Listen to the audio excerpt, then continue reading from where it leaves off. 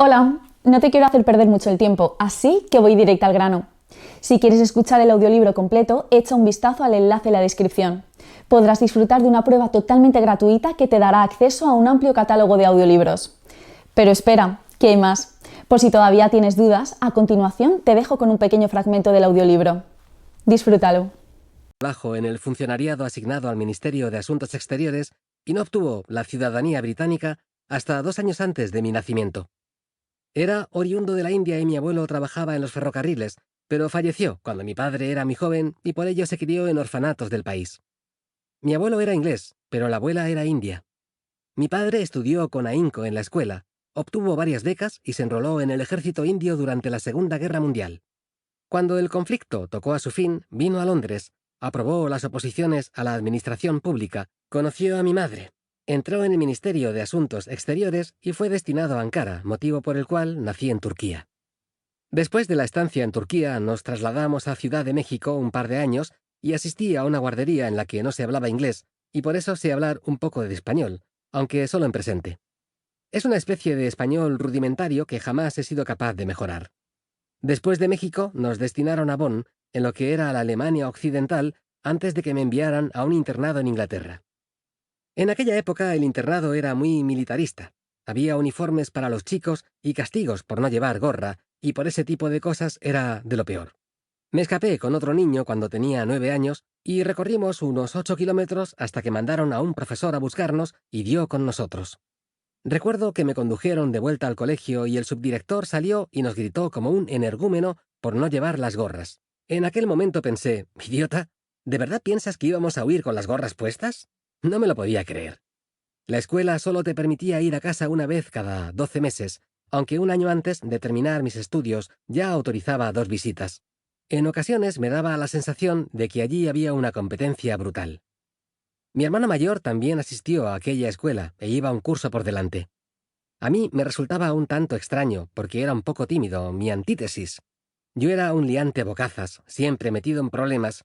El chiste que circulaba por el colegio es que mi hermano no había articulado palabra en todo el trimestre, lo cual se ajustaba bastante a la realidad.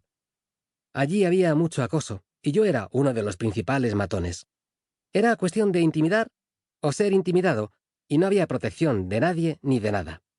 Te azotaban por cualquier razón, como comerte una galleta sin permiso. Aducían que era por un problema con los ratones y las ratas en la escuela, así que no se permitía a nadie tener comida. No había nadie que te protegiera, y pronto me di cuenta de que o te convertías en alguien poderoso o te aplastaban, así que formé una banda. No fue demasiado agradable, pero era una cuestión de supervivencia. Sin embargo, fui realmente feliz en aquel colegio, porque era un cabecilla. Podía controlar los acontecimientos, era un mocoso fanfarrón, y sabía esconderme cuando repartían tareas o cuando buscaban a alguien a quien apalear. Sí, fui extremadamente feliz en la escuela porque gobernaba mi propio mundo. Yo diría que asistir a un colegio como aquel, en un lugar como aquel, la City of London Freeman's School en Hampstead, Surrey, era como ser independiente. No esperabas que nadie hiciera nada por ti, y aquello también fue un elemento importante del punk, ya que nadie iba a ayudarte.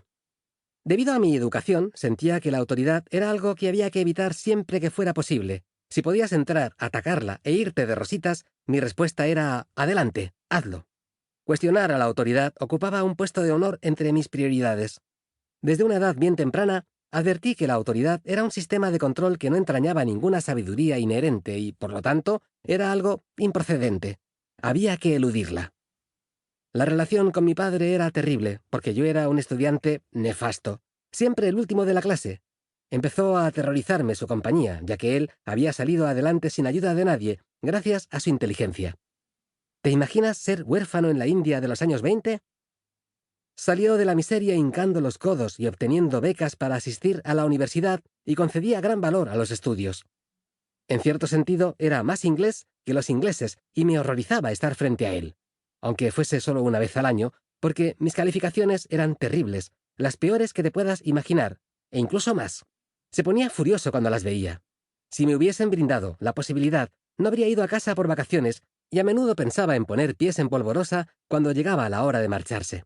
Con frecuencia pienso en mis padres y en cómo debí de sentirme cuando me enviaron a la escuela a los 9 años y cómo debía de ser verlos solo una vez al año.